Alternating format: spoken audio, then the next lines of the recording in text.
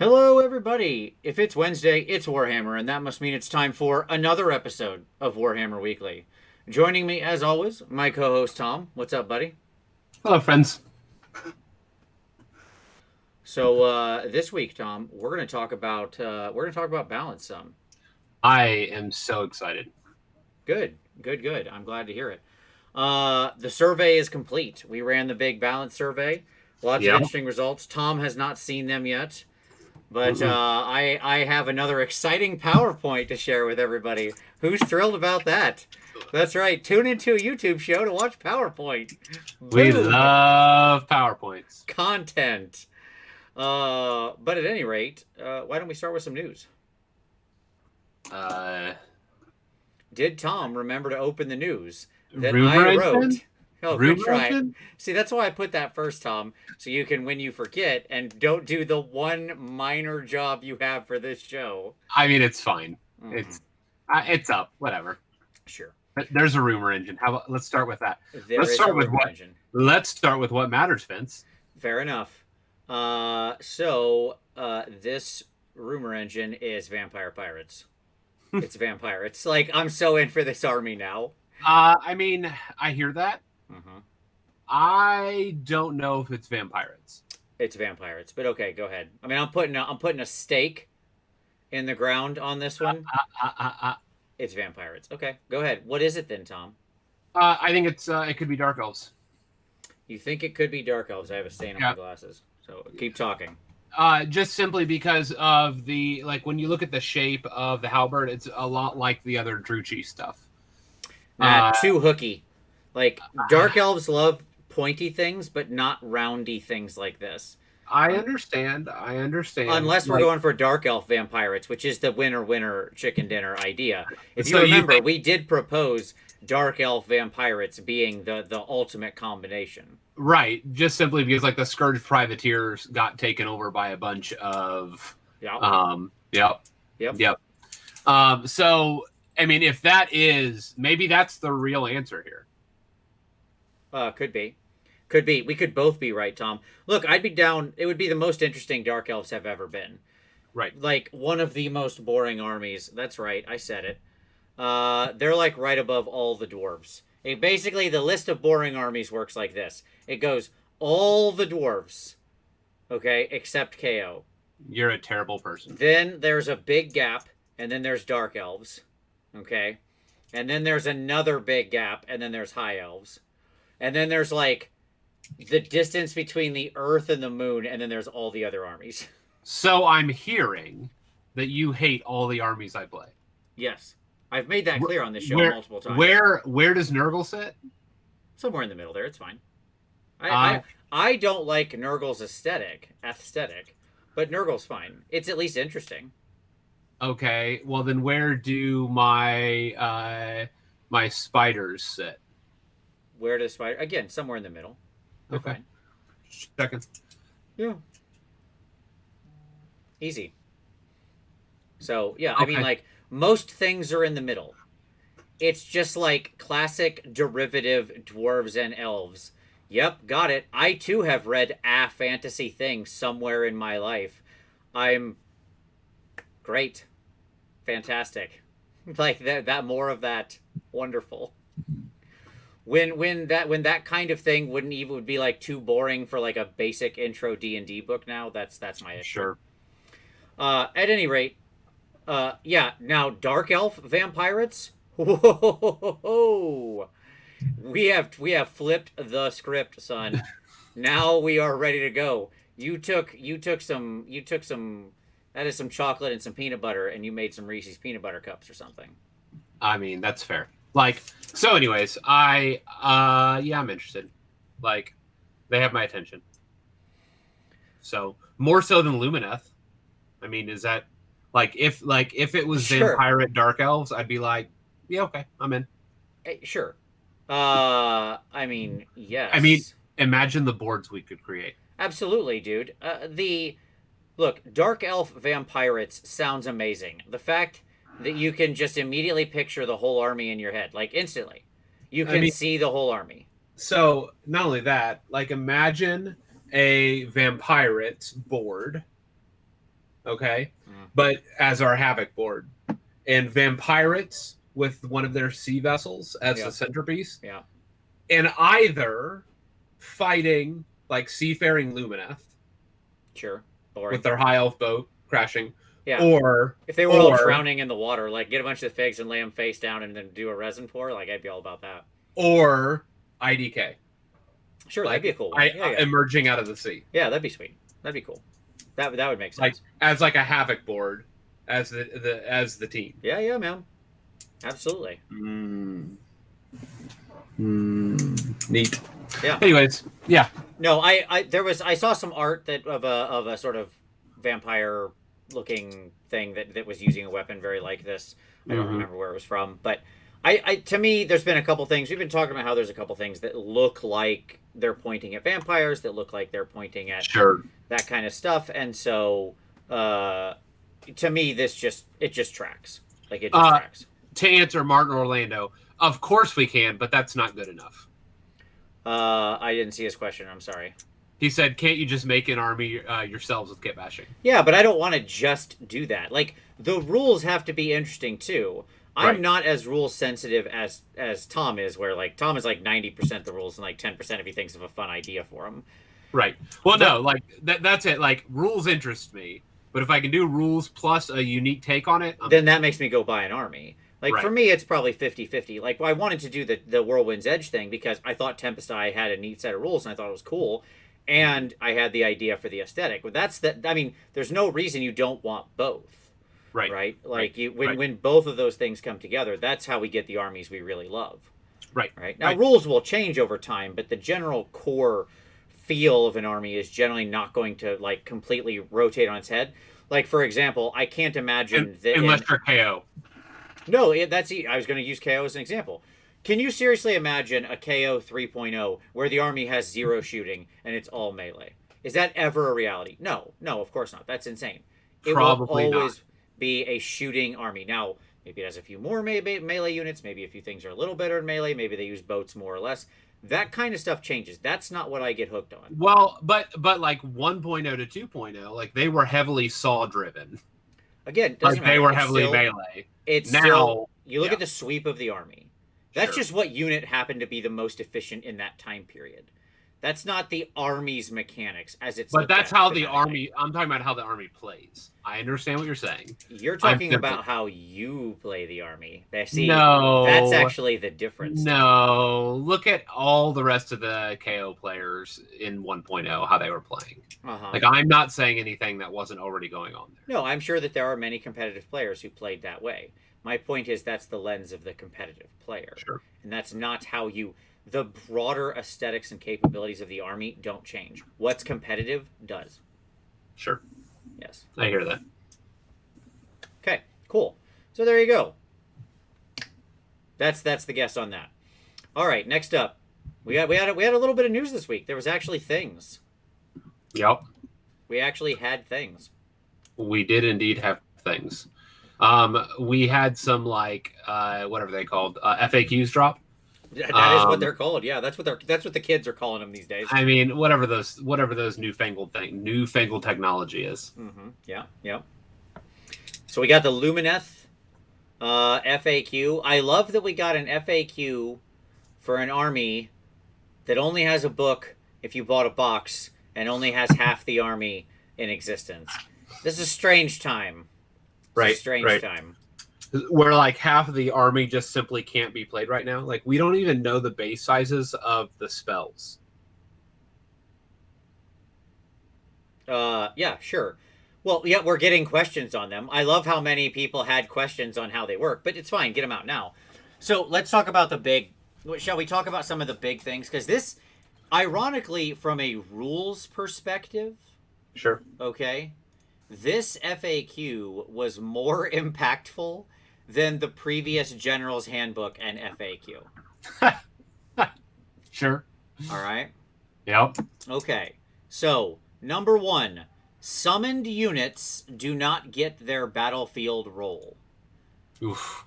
In other words, if you need battle line to take a point or a leader to take a point, and you summon that thing, Yep. You can't take the point nor score the bonus points with that thing because they don't inherit the role that it says they have on the army building list. Right, which is a nonsensical. This is a nonsensical ruling, especially in light of something else we're about to cover. Absolutely. There's another one in this list that's just going to be like the weirdest read on this. Yes. So, like, in your head, you can go, okay, I guess that probably weakens summoning some down because, you know, I can't just spam summon Ungors, take that beast of chaos, you dominating the top tables, you army. Sure. But I can't, like, spam summon Ungors or Daemonettes or whatever your particular hated summoning army is and just have them sit on the points, right? Because that won't, like, I can have them sit on a generic point, and that works fine because they're still a body. But if the thing can only be taken by battle line or gets bonus points from battle line, then I don't get that stuff, or I can't take that point. Right. Okay. Cool beans. That's fine. That would mean your summon leaders also can't prevent capturing in Scorched Earth. Yep. Right? This kind of thing. Yep. Okay. So fine. No, it does not mean that Heralds of Tzeentch aren't wizards. No, you're still wizards. The only thing you're not inheriting, it has nothing to do with keywords. Yeah, none of these are keywords. Yeah, it's the battlefield role on the army building list. That's what you're not getting. Behemoth, artillery, war machine, or not war machine. Sorry, artillery, line. Behemoth, battle line, leader. Thank you. I probably repeated something there. Yep. This is a big change. Now, again, in most scenarios, that is to say, out of the 18 scenarios, this doesn't matter at all in like 12 of them. Right. Because 12 of them are just like bodies. Right. And so bodies are bodies, and you can just use bodies, and they're bodies. So congratulations. Mm-hmm. It only matters in the ones where it says, like, if a leader is nearby, then this. You get a bonus point. Or you can only take this spot with a leader. Or you can only take this spot with a battle line, or if a behemoth is nearby, or whatever. Are any of the rules or terrain pieces keyed to battlefield roles? I don't think so. I don't know what you mean. I mean, like garrisoning. Like you can't garrison is it a monster or a behemoth? No, I don't know. It's probably a monster. I'd have to go look it up. I really don't remember. Like you're saying, if they don't have behemoth, can you stick somebody in there? I mean, that would be very funny, but I doubt it. I suspect it's probably if you summon, like it just like I wonder if they've broken their own stuff with battlefield roles. I doubt it. And to answer Paul Wagner's question, yes, you can have more than 4 behemoths if you summoned them. So but they're not actually more behemoths. Right. That's the trick. So like let's use the simple example here. Let's just make this easy for everybody. I'm playing a BOC list. I got 4 Gorgons because that's the way I roll. I got 4 Gorgons. I have maxed my behemoth count because I got 4 Gorgons. Right? Now I'm gonna summon a Chimera. All right, that's a Chimera. Yeah, fair enough. That's a behemoth, right? That's what it says on that thing. I do not actually have 5 behemoths in my army. Okay, right? Yep. I have 4 and a nothing. Right? The Chimera just shows up without a roll. They all just have the other, not a type. Right? That's how they show up. Okay. Yep. Fine. Great. Cool. We're all on the page. We all get it. This is a bad ruling because it's going to confuse people and somebody will get called out on it. Anyways, let's get to the other thing that matters for this. You ready for this one, Tom? Yep. Allied units that aren't battle line in your army are battle line for objectives. So here's the funny thing. I always thought this was the case. Okay. Because what it specifically says is those units do not count, like the ruling on allied. Do not count as battle line for your army. Do not count as allied for army composition. Sure. That's it. And so, according to that language, they count, the implication is it's only for army composition. For everything else, they are battle line. Which is so, like, fine. I always assumed that, like, Volkite Berserkers were battle line for objective purposes. Sure. Which is fine. It just makes no sense given the previous ruling. Right. And so that's what I was going to say is that, like, that's how I thought it always worked, which is what made the first ruling so incomprehensible. Right, because what the first ruling is saying is, Yes. look, when you build your list, you assign battlefield roles, right? They're either Or leaders, no, or like the GHB assigns battlefield. yeah, roles. you're not actually, you know what I mean, like that. Yes. No, it's the act of list building that is assigning them. That's actually doing it. That's what's stapling it on there. Okay, Huh. is what the Okay. first ruling says. You understand what I mean? Yeah. Yes. The first yes. ruling says when I hit Yes. save on that list, Yes. at that moment They gain they those gain roles. those things. Right. Right? That's when Right. they become those things. Right. Okay?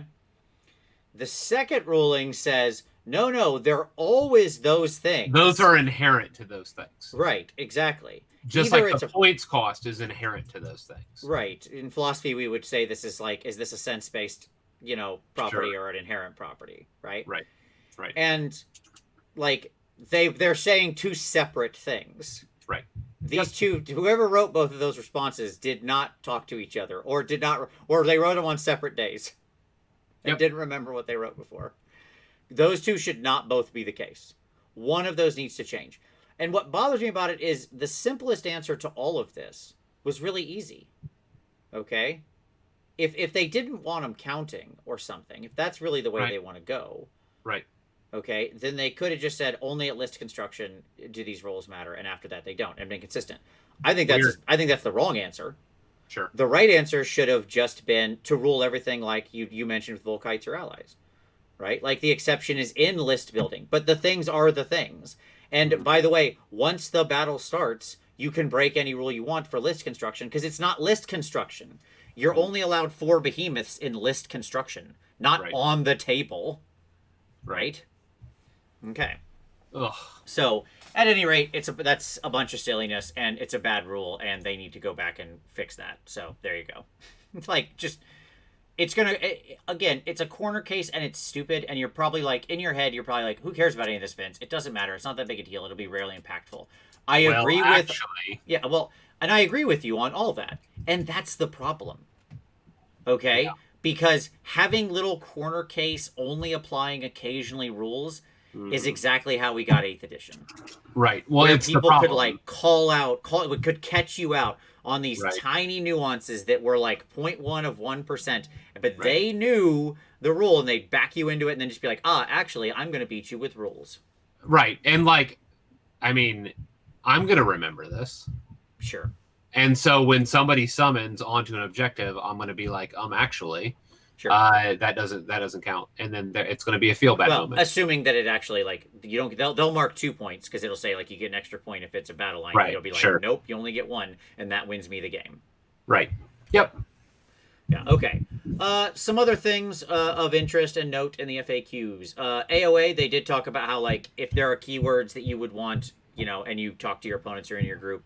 Look, this is a narrative thing. You don't need our permission. Just do it. And I was like, that is the correct ruling. Right. Thank you, Sam. That is the correct ruling. Like, yes, obviously, if you want to be a Marine, be a Marine. If you want to be a Claw Lord, be a Claw Lord. Like, you know what you're building. If you and your group are all on the page that you're all building heroes together, then yes, you should all get the keywords and you can be happy. So poor Light of Eltharion. He is not a wizard anymore. Take that. That's gone. Teclis's casts, his spells cannot be changed, re-rolled, or replaced. Teclis is forever. He is immortal. Teclis is. Yes. Like, I love it's like Slanesh re-rolls. Nope. Penalties to cast. Nope. All of that. Changed, re-rolled, nothing. Yeah, this is what it is. You better hard roll. That's right. Yep, that's right. So that's fine. Okay. Other notes I have: the Sanctum of Amnitok is a nightmare. It's just a pure nightmare. That's everything about that. Please don't try to cast that spell with your unit. They might as well have just said, why, oh why, couldn't they have just made the casting for the Sanctum of Amnitok say this? Ready? The Sanctum of Amnitok can be cast by a Lumineth Realm Lord's Wizard that is a single, that is not part of a unit of more than 1 model. Well, there you go. I think we'll have to see, but I think you can still get a 10-man in there. I just don't think you can get more than a 10-man. I don't think you can based on what I saw in that picture, but who knows? The point is, none of us know. So, great. It's true. Great. And other interesting things. There is now general mass confusion. Cats and dogs lying down together. Chaos reigns about what books are legal. Because they had a comment about previous publications, and they Right. weren't very clear about it. Tom, I'm going to propose a crazy idea to you. You ready? Yep. Okay. Here's my crazy idea, Tom. Because here's what I supposition. I think that the vast majority of people don't really care. Okay? They're going to play what they like to play from the thing they like to play. Yep. And their groups are going to be fine with it. And when they play at their local stores, they'll be like, "Hey, I want to use this thing. Is it okay if I use this thing?" And somebody will be like, "Yeah, that's fine. You can use that thing," and life will go on. Right. Okay. Right. The Yep. people who care are tournament players. So not just matched play, but competitive play. Right. The subset of matched play that is competitive play. Right. Right. I would argue that what we need is a list of current valid publications. And just update it. That would be weird. In the same way that if I want to know, as I was talking to you, Tom, when you were up visiting it some time ago, and I said, no, so what sets are legal in this thing? Because we were talking about Magic. And you were like, well, you can just go look, and it'll give you the list. And so I Googled that and went right to the Wizards of the Coast website, and there was a list that said, here is the set, here is the type of play, here are the sets that are legal. Also, here's the banned and restricted list for this thing, if you would like it. How nice would that be? And it was so easy, and I was like, oh, okay, I see. I get what that's cool. I understand what I can play there. It really seems like the simplest thing, GW. I feel like you're missing a trick here. This could just be a thing on the FAQs and downloads, and it could be current tournament legal publications. Done. Yeah. And you update it once a month. Can't be that hard. It's a seems PDF, you write, you go in and you type one new line on, and then it says like this white dwarf, and then you save the file and re-upload. that seems really easy. Yes. I mean, I'm not a computer website, like I'm not person. a Sure. community management content, Uh-huh. but I'm just saying that doesn't seem like it's the most difficult.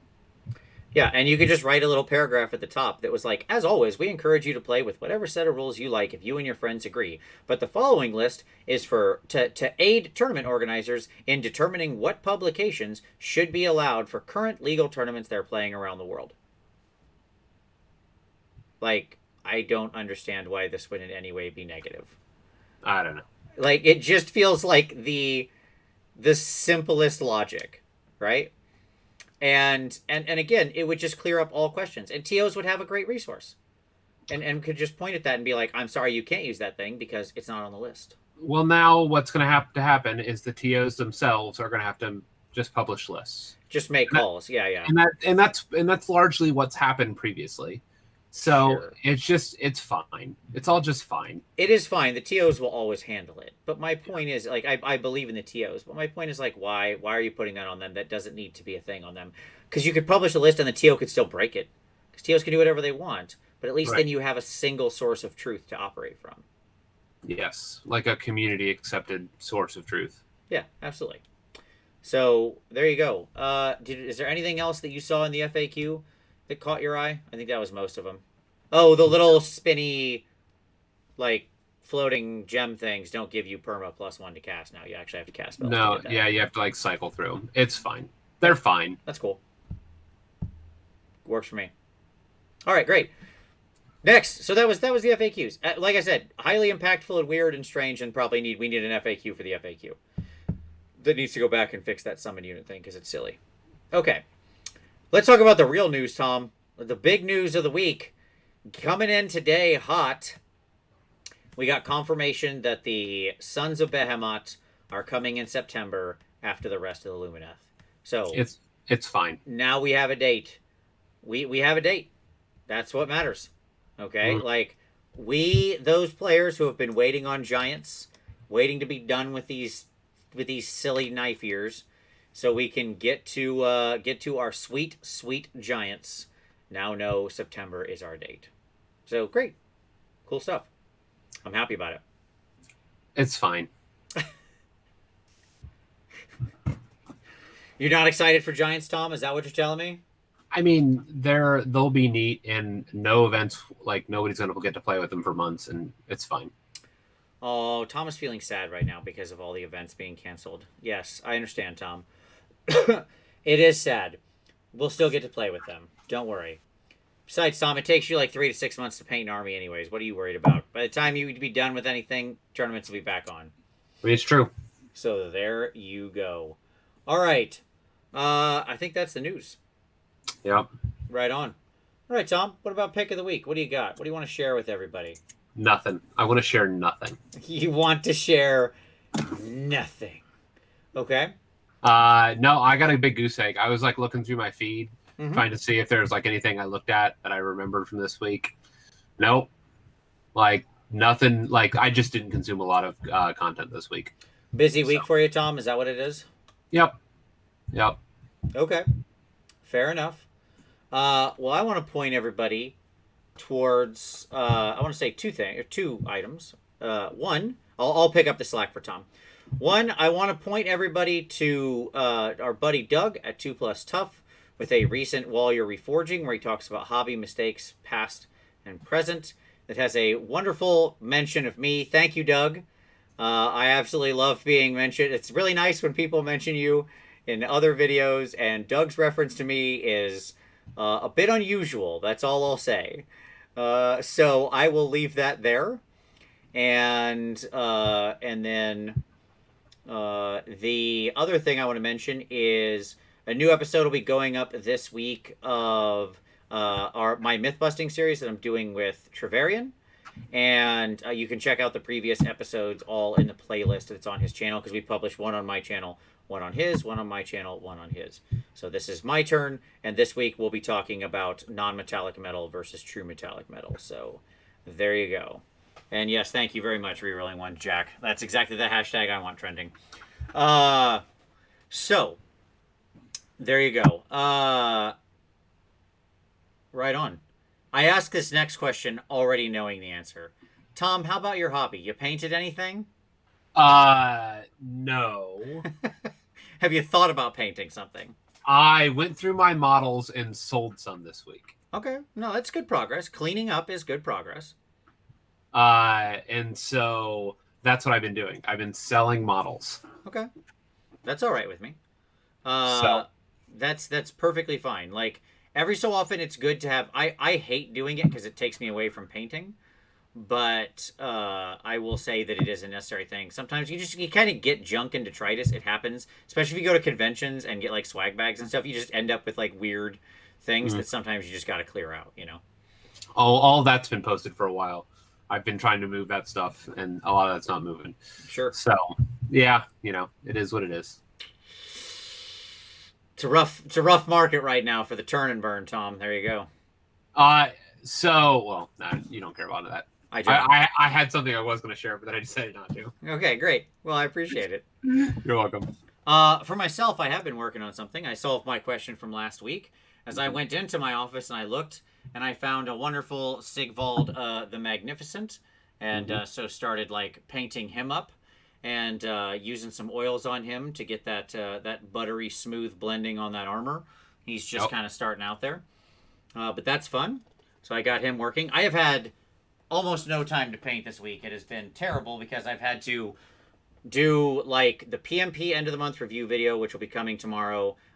Work has been absolutely insane. I had to prep for the class I'm teaching this weekend, and also I had a whole D&D marathon this last weekend where I ran people. So like my actual hobby was Thursday, Friday, Saturday, Sunday in place of Gen Con. The four of us who normally go to Gen Con got together and ran a D&D marathon, and it was super fun. And everybody had a good time playing in No Magic Japan. So there you go. And so like my week was more of me running games and not playing games, but I did get that guy started, and I found my next project, which is a result of the 27-hour rant cast that Mr. Mephisto did. One of the rewards at 5K donated was for me to paint a model for somebody. And that model is this guy. Bam! The Loon Boss on Giant Cave Squig. That'll be fun. which I'm excited about. This dude is like such a cool model.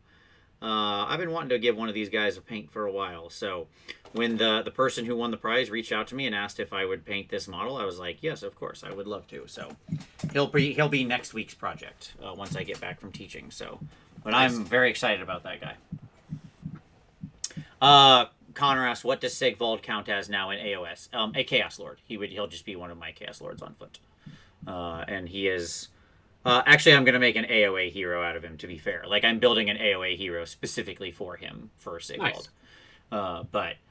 And what I'll say is the more I play with AoA, the more I'm like, man, only in a few armies can you really bend this. In most places, you try to build a good hero for like 200 points, and you're like, oh, this guy is way worse than 200 points worth of hero. Yep. But that's okay. Who cares? So that's what I've been working on. But, and the other thing I was working on, of course, was synthesizing all the data from that freaking survey for us to talk about balance this week and making a PowerPoint presentation. This has been a very, very busy week. Like, looking back now, I'm like, geez, no wonder I didn't sleep at all this week. Okay. And yes, Paul, it was awesome. No Magic Japan was a really cool setting. We play in the Edo period, early Edo period, so it's like 1640. Anyways, nobody cares about that. Tom, let's talk about balance, buddy. That sounds delightful. Absolutely. So, we've talked a lot about balance in little bits and pieces over the show. And this is the first survey I've done on balance. You know, our previous one was on, like, kind of what armies do you like and all that. What do you think everybody else thinks about it? We were testing aesthetics, right? That was the aesthetic survey. Yep. So this one I wanted to focus in on a couple concepts, okay? And what I was fascinated by here is, obviously I made everybody choose one army that they play as their main army because I wanted to force people into a lens to have to think about it in a way, and then that would let me do other segmented data mining, right? For people who answered this as their main army, how does that change their perception of the other questions? And as you'll see, it changes it a lot. A lot. You can know a lot about what someone thinks about this in the aggregate, about the certain elements of balance, based on what army they play. Let me just say that. Oh boy. People have very different perceptions of this game based on what they're currently playing. That's what we're going to see. You know, we'll get into that. But I think the first question is, Tom, how important do you think balance is, however you define that? Let's talk mostly external parity in this show. We talked about internal parity a while, like, you know, in a couple weeks previous, right? Like how armies relate to other armies. How armies relate to other armies. External parity, right? I think that's the most common usage of balance, but certainly not the only one. Sure. How important do you think it is overall? I would say on a rating of 1 to 10, sure, I would rate it that the community average sits at like a 6.5. Okay. That's what I would guess. Okay. How do you personally rate it? At like a 9. Okay, gotcha. So here's my question, Tom. Yep. We've talked about the fat middle on this many times. The fat middle is sort of the wide swath of armies that, you know, in the middle, where you kind of all have a relatively even chance against each other, right? We take it as the 40 to 60% win rate. A lot of it can be determined on player skill, that kind of thing, right? Yep. How much does it matter to you personally that you're playing an army in that space? Like, do you look at an army and look at its win rate, and does it make you want to play the army more or less, or doesn't impact you at all? Like, how do you even think about that stuff? Or it makes me want, if it is in the mid to low, it makes me want to play it less. Mm-hmm. Like, let's say 50 to 40, right? In general, that makes me want to play the army less, because normally I look at that and interpret that data as indicative of systemic problems. Okay. And oftentimes what I find is when I try to build in those armies, I bump into those problems repeatedly. Okay. And so it like pushes me towards things that armies that don't have those problems, which end up being in the 50 to 60 range or 50 to 70 range. Would you say, like, is the upper part of the fat middle your personal sweet spot? Like, do you? My point is there is there a diminishing utility there for you if you're playing something that you feel is bent or whatever? Like, I'm not gonna say, you understand what I'm saying, that feels like it's Yeah. out of So let me balance. say it this way. Um, I for me, if it's at the top of the meta, in general, that removes it from the table for me. Right, it's not interesting anymore. It's not interesting. So like back when the rage was Stormcast Eternals, back when they were what was the one battalion that everybody was running? Well, not Skyborn Slayers. There's another one that everybody like you drop and you'd come in with a bunch of retributors. We're talking like 4 years ago. Sure. Back when they're the hotness, totally uninteresting to me. Mm-hmm. Like Zinch 1.0, Stormcast, Vanguard Wing, all totally uninteresting. New and most recent Zinch, like and most recent Zinch, Seraphon, Croak and the Sallies, yeah. Yeah, like all of that is largely uninteresting to me. And so, because for me, then this is where my headspace is that I want to know, like, if those are at the top of the meta, then everybody else I'm playing on day 2 has thought how to beat that list. Sure, absolutely, yeah. I mean, if you're like the top 3 armies, then people built counters or at least built strats to beat you, right? Right. And so, yes, Crazy Horse, let me just say, yes, I ran Doc. I ran Doc because it was my passion. Sure.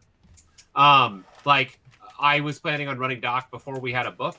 And then Doc, as it's at its most degree, or at various points, didn't actually break the 60% mark. It did a few times, but not often. Right. And so what I would say is that, like, I ran Doc in the tail end when all the stats were running down. They were still really strong. Mm-hmm. But it's only because, like, a lot of the Doc players self-regulated from, like, when Sava won, like, at the World Championship or whatever with I think he won in October. From that point, like, the numbers began to drop down and other things kind of ramped up. And I ran them in March. And so they were still really strong, but you had a bunch of things like FEC and Skaven that were like just new contenders entered the field, steamrolling everything. And so but Doc generally are the exception. Yeah, sure. Okay. If you had to pick a main army, Tom, what would it be? What is your main army? I don't know. Like something. Tom didn't fill out the survey, as you can tell. Yeah, something dwarfy. Like default would be KO probably. Okay. But now, like, obviously KO are a strong contender, and so like that immediately like de-incentivizes sure KO. I don't know, they still have some tough matchups. KO are in an interesting position where they have a lot of, they're like a hard rock. Sometimes you will smash the scissors and there are some pieces of paper out there just waiting to cover you. They're weird. They're a weird army. They are. Yeah, for me it's Slanesh. I mean, that would be my answer. It's easy. That's not even a moment's hesitation. Like, that is a slam dunk thing, easy peasy answer. Not that I don't have, I mean, I have 16 armies, so I could answer a lot of them, but that one would be Slanesh. Okay. So, cool. I think that's good framing for this. So, Tom, you ready? Yeah, so like, and just to finish, go ahead. Finish your thought, please. That for me, like, I don't want to take things that are known quantities. Right. I want to take things that are objectively good when assembled and put on paper, but aren't necessarily like in the zeitgeist of the meta, because one, it's uninteresting to me, and two, that gives me an edge on the table. Sure. Because ultimately you are a Johnny and you like to express something, right. Namely, express your skill at piloting and list building and that sort of thing. Yeah, I mean, I'm a strong like Johnny Spike hybrid. Yeah, sure.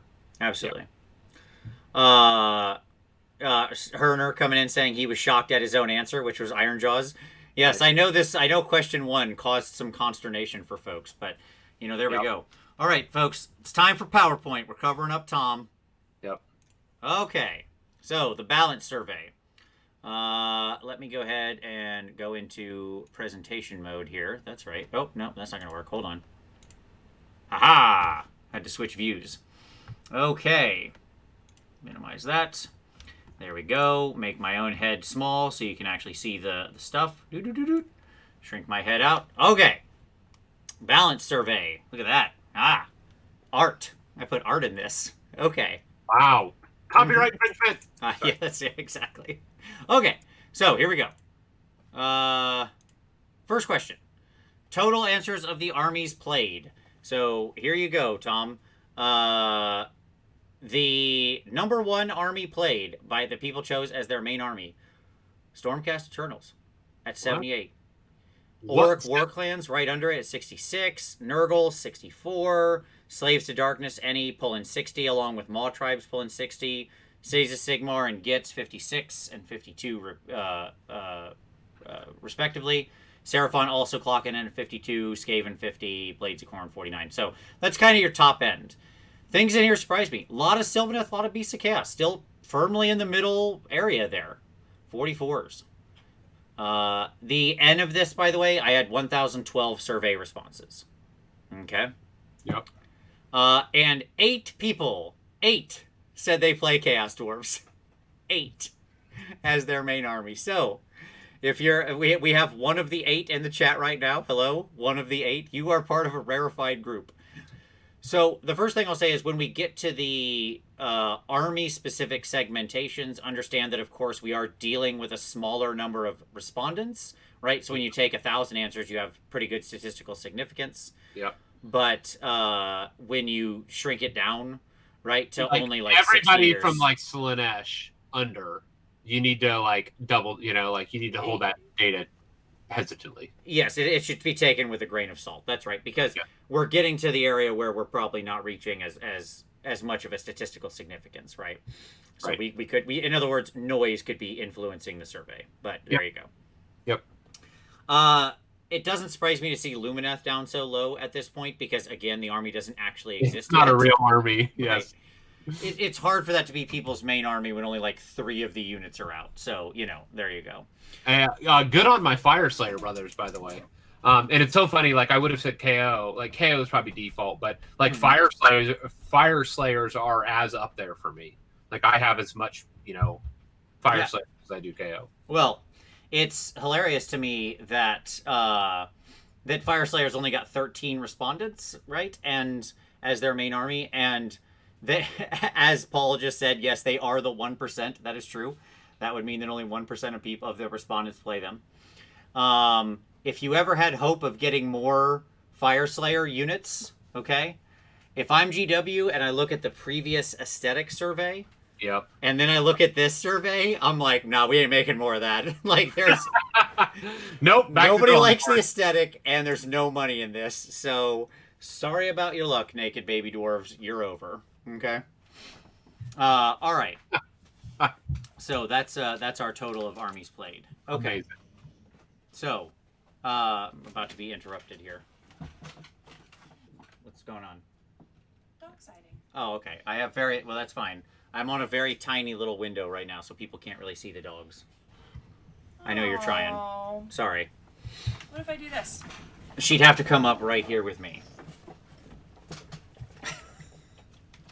There you go. Now she'll be in there. Dog sighting? Sure, absolutely. I appreciate you trying to help our views. I do very much. Dog sighting! Okay. All right. Thank you very much, dear. Hi, baby. Okay, go with her. Thank you. As chaos reigns in my office. All right. Anyways, back to this. Okay. Next up. Next item. General results. So let's start with the high end. So obviously this is on a 1 through 5 scale, right? Yep. Okay. Yep. I am concerned about balance. All told, about 80% of the people responded in the positive, right? So it's about 52% agree and 28% strongly agree, right? Yeah.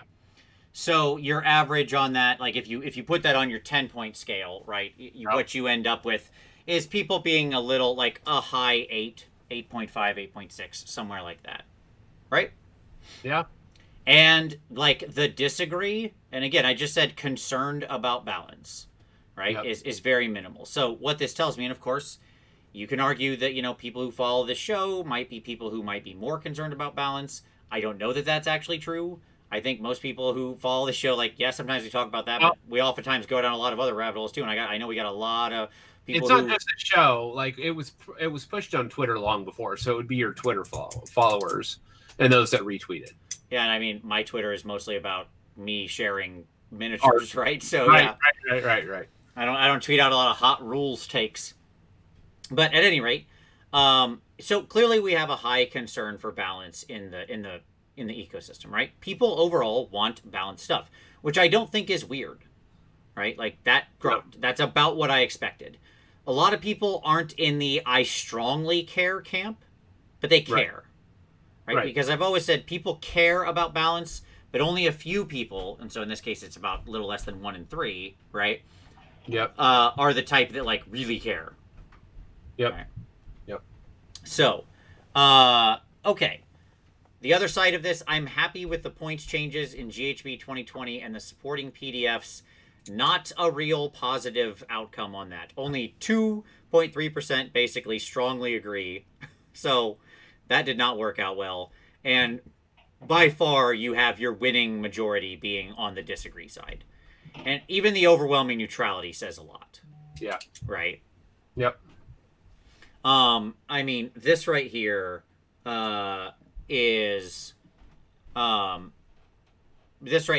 think very telling.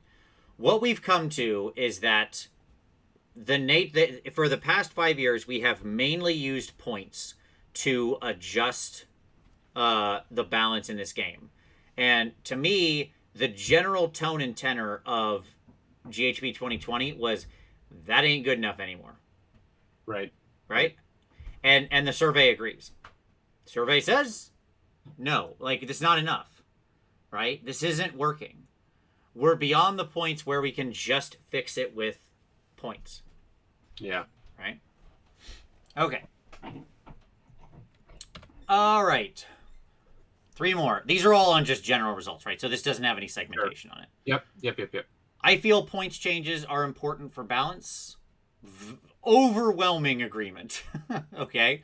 So people still want some points changes. The key is that can't be all. Again, you look at that and, that's all. That's basically 90% said yes in the positive, right?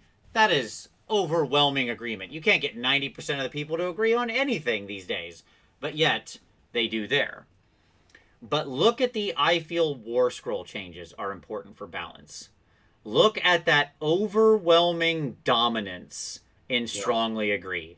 95%. 65% in strongly agree. And yeah, another 30 on top. Yep, 95% plus in the positive for war scroll changes are important for balance.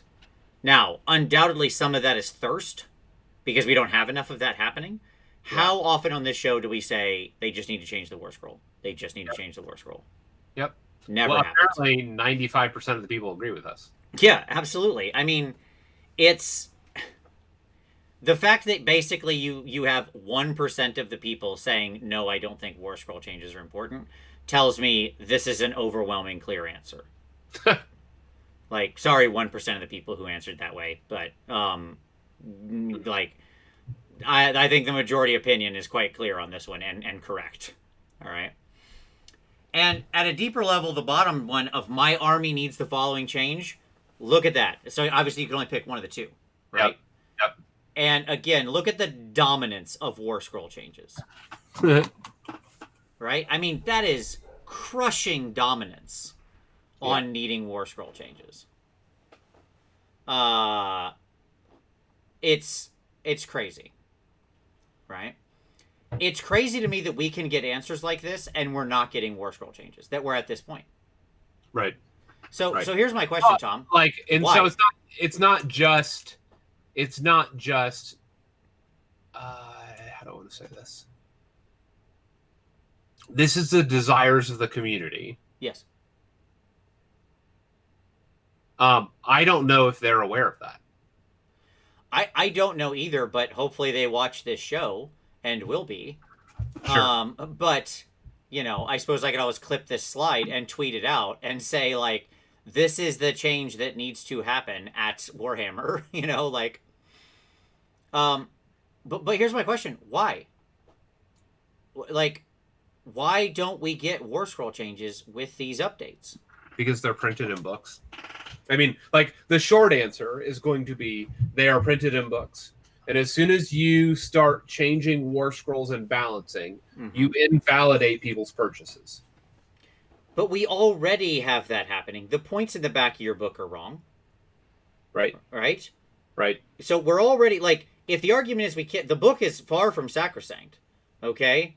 Yeah, but I, like, as somebody who had, like, honestly, as someone who had one of their war scrolls changed, like, 3 months, 4 months after a book dropped. Sure. Like, it was super disjunctive.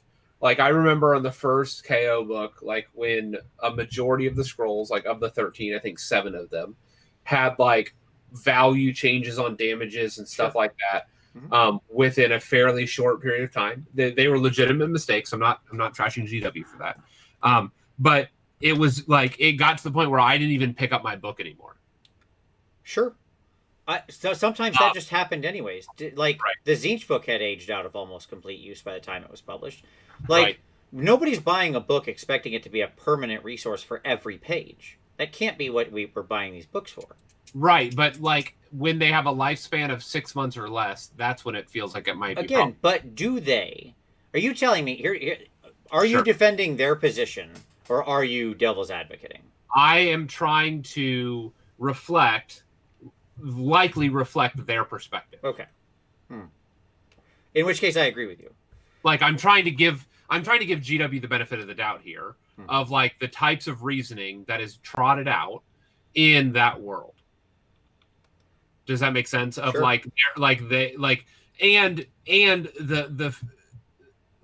fear of not wanting things to shift too much because you don't want to de-incentivize people from buying the books and et cetera, et cetera, et cetera. Yeah, sure, I guess. I mean, and my answer is, who cares? Like, I wouldn't buy you can still change the war scrolls in the book when you print the book, right? Like, that can be your chance to go back and recover everything. And they clearly have no problem with that, right? And we can argue about how successful they are at doing that. Sometimes they're good, sometimes they're bad, right? Yeah. So, like, changing them midstream, okay, when do we get the next KO book? Or Seraphon book? 3 to 4 years. Okay, so we get some scroll changes in Seraphon a year from now, and it gets updated in the app. Yep. 2 years after that, they print a new book.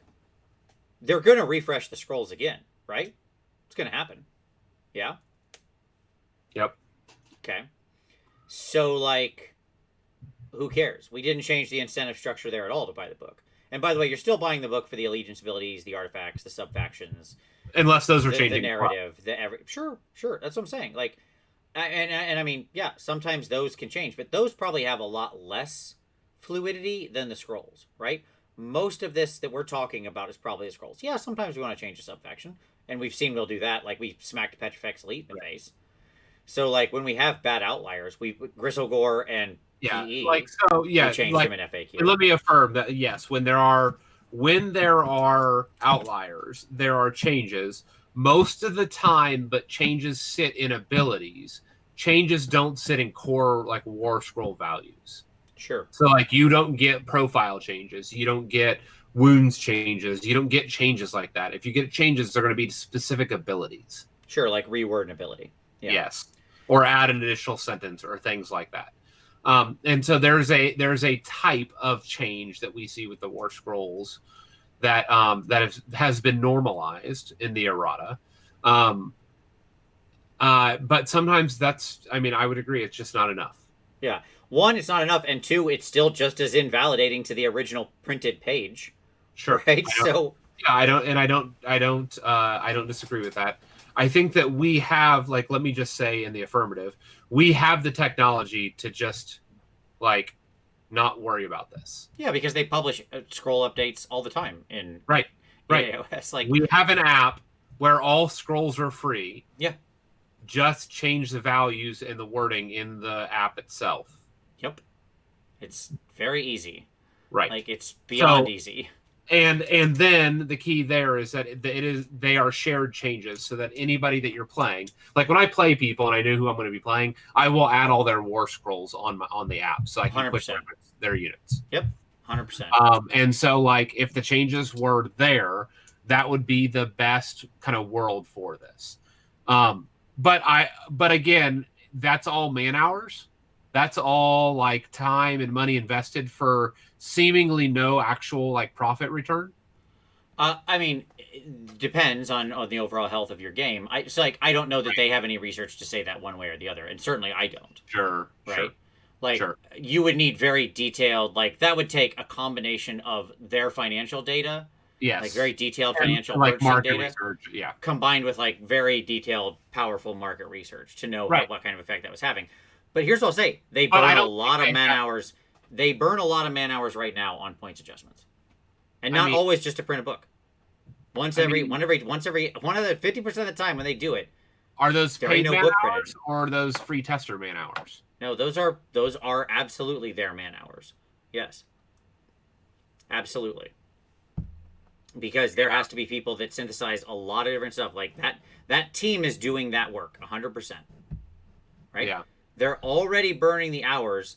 My point with this is you're already making the changes to the books, because I agree that would be a common pushback. Right. You're already spending the man hours doing this stuff. Right. Right? Right. Just do it right. Yeah. I mean, I don't disagree with that.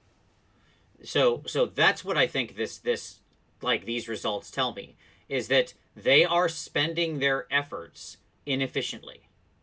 Right. Yes, I would agree with that. Yeah. So there you go. Okay. Boom, boom, boom, boom, boom. Let's keep going.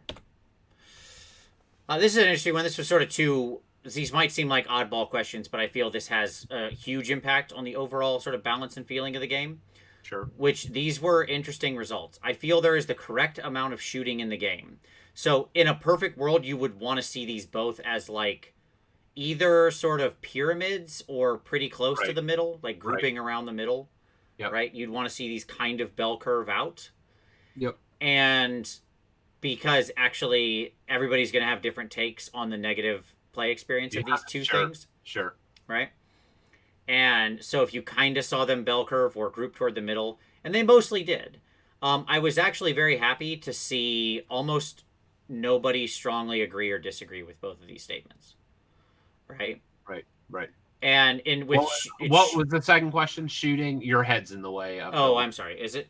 Yeah. Oh, I can move my little head there. Yeah, move it to the bottom right of the screen if you That's can. what I'm going to do. Doop, doop, doop, doop. There we go. Put me down at the bottom. Sorry about that, everybody. Yeah.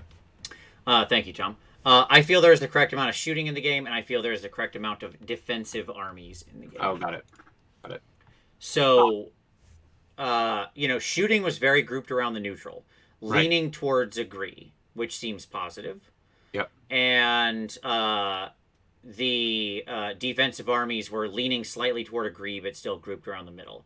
What this tells me is that overall, we've probably injected the right amount of these two things into the ecosystem. Right. Right. Because you've got about 1 in 5 people disagreeing with both statements. Little Right. more than, little less than, Right. somewhere in that range. And to me, that actually feels correct. Yep. Because there's going to be certain people who hate shooting and who hate very defensive forces. Honestly, I'm on the defensive force side. Like that's one of the things that really kills me. Yeah. But everybody has a different tolerance for that. And if you're at about the 1 in 5 rate, but you're not pushing too many people into the strong disagreement, Yeah. then you're okay. Yep. If either of these were trending into the bad section, then you have to ask it. Then it could be either way. One of the problems of disagreeing with this is incorrect how? Incorrect not enough or too many? Right. And by the way, I didn't hear you level set. What is our total sample size? 1,012. Okay. N equals 1,012. Okay. Yep, no problem. So I think a good sample for this, right? When you break it down. Yeah. Okay. So, any other thoughts on this one, Tom? What do you think about these two questions? Like, how do you feel about these? Where would you fall on these two questions? I would agree with both. I think, I would agree with both. Okay. Yeah. You'd be in the just agree column on Agree. both of these. Yep. Yep. And for the most part right now, I think I would as well. My answer is I think we needed a little more shooting in the game. 5 wound synergy Death Star type builds were like way Yep. too dominant for a whole year, and shooting is the remedy for Yep. that. Whereas defensive armies are always careful. You've got to be Yep. really hesitant about how many of those you inject into the game. But there you go. Mm-hmm. So there you go. Uh, Autumn Lotus says I strongly disagree. The game is way too hyper aggressive, with most games being turn 2 missiles and board clears rather than doing objectives. I don't know. That's not my experience with it, but everybody's meta is different. Certainly, I think most of my games go into turn 4, and like I don't have many quick games like that. But everybody's games are different, so who knows?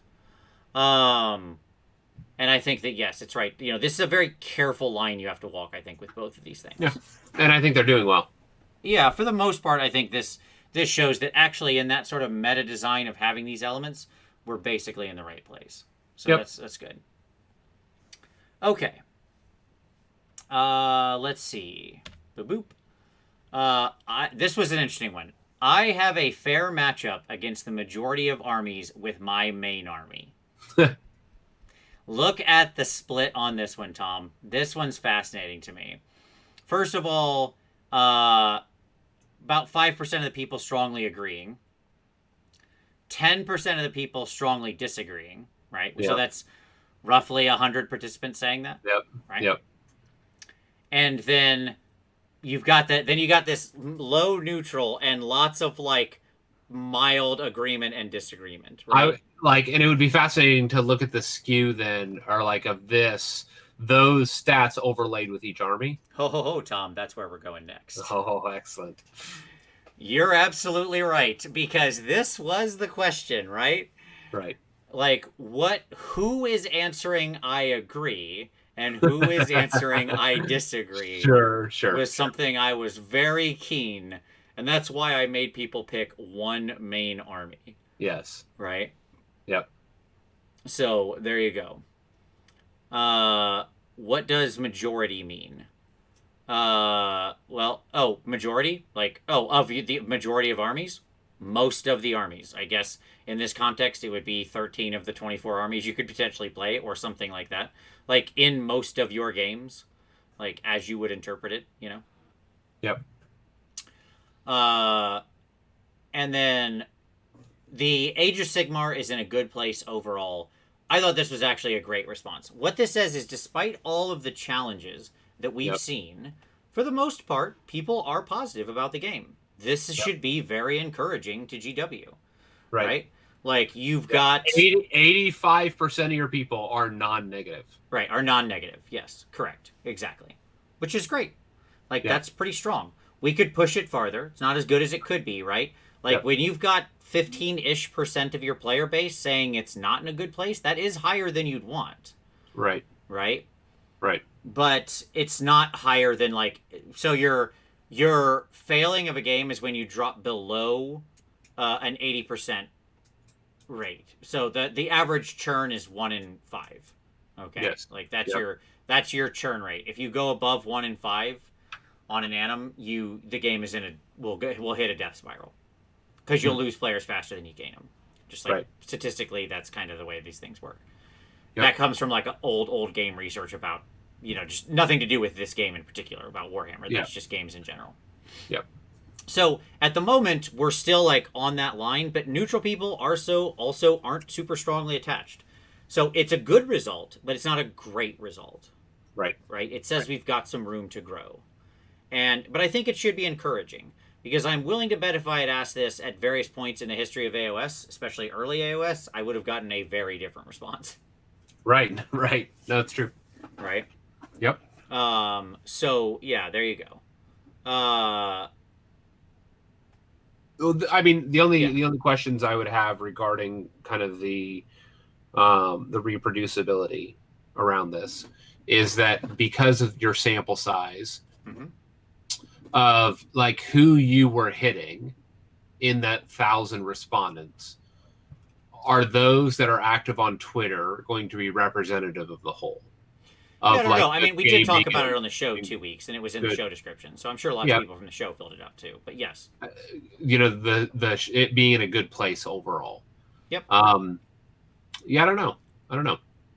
no, it would. You're absolutely right. I mean, if you really wanted to get like ironclad results on something like this, you'd Yeah. run this survey like 4 times over a 6-month period. And you'd want to run it at like events and other like local clubs and stuff like that as well. I mean, yeah, you'd want a broader reach than what I have, right? This is the kind of stuff GW should be doing, to be frank, right? Yep. But I guess that Survey Monkey account was just, it must have expired. Their corporate Survey Monkey account. I don't know. Yeah. You know, to me, I think that this is, it again, as with all of this stuff, we can say what this is indicative of. No part of this is us drawing ironclad conclusions, right? I normally... Right, we're looking at trends. We're not looking at like rock solid, results. Yeah, there's a lot of inductive reasoning going on here, right? Not deductive reasoning. Yes. This is like we can talk about correlation. It's going to be very hard to talk about causation. Yep. We can talk about indications and what we think the answers indicate. But I think they are interesting data points to look at. So There you go. Agreed. Okay, so those things aside, obviously I'm not saying I am a hardcore scientist. Look at this hardcore science I've done. Bow before my hard data points. That's not what this is, right? No. At best, we're a soft science here. And that's being even highly generous. All right, Army specific, the good place. Are we in the good place, Tom, or the bad place? Okay. Mm-hmm. Yes, I think fading, I just said correlation, not causation. Hopefully that's what I just said. And I didn't switch that around. All right, so this is just who thinks, like I just picked a random sample of 4 armies, okay? Sure. I went through the whole list, and what was fascinating about this, I picked 4 that I thought were kind of interesting, okay? And again, let's go back to this scroll. This slide right here, okay? Yep. Let's look at our stats. Is in a good place overall. So pay attention to that. You got about 15-ish%, let's call it, in strongly agree, about 52% in agree, and then down from there. Okay? Yep. Now let's go back to this one. So I picked Stormcast, IDK, Ogres, and Nurgle. All armies, and this is what I was curious about was the army you're playing influencing how you view AoS overall, and it's whether or not it's in a good place. Right. Okay. Right. And what I saw was that for the most part, it didn't have a huge impact. Right. Okay. Right. When I went through the list because I went through and bounced all 24 armies and did this, right? Yep. And they almost all looked exactly like this. Okay. Where it had the most impact was in the strongly agree column. Mm-hmm. That was almost the only thing that varied, and it would vary highly by chipping away at the other 4. Sure. Okay?